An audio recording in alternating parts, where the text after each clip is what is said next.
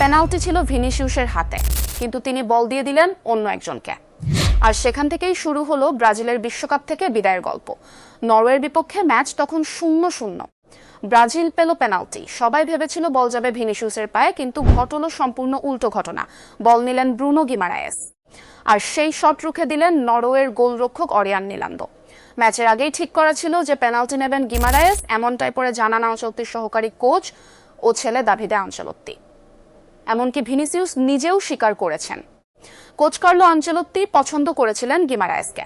পরিসংখ্যান বলছে, জাতীয় দলের হয়ে নেওয়া 3 পেনাল্টির মধ্যে ভিনিসিউস মাত্র একটাতেই গোল করতে পেরেছেন।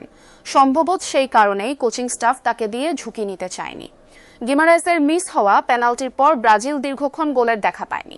শেষে বদলি নামা নেইমার পেনাল্টি থেকে গোল শোধ করেন, কিন্তু ততক্ষণে অনেক দেরি হয়ে গেছে।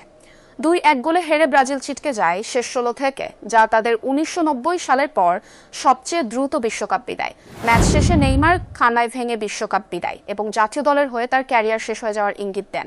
এই সিদ্ধান্ত নিয়ে এখন তুমুল সমালোচনা চলছে সারা বিশ্বে। ভক্ত ও বিশ্লেষকরা প্রশ্ন তুলছেন, বিশ্বের অন্যতম সেরা ফিনিশারকে কেন সরিয়ে রাখা হলো এমন গুরুত্বপূর্ণ মুহূর্তে। ভিনিসিউস নিজে পরে জানিয়েছেন, এই সিদ্ধান্ত তার হাতে ছিল না। তিনি শুধু কোচিং স্টাফের ঠিক করা শৃঙ্খলাকে সম্মান জানাতে চেয়েছিলেন।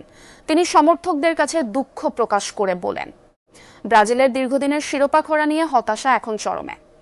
এই একটা সিদ্ধান্ত ব্রাজিলকে আগামী 4 বছর ধরে ভাবাবে। যদি ভিনিসিউস নিজে পেনাল্টি নিতেন, ইতিহাস হয়তো অন্যরকম হতো।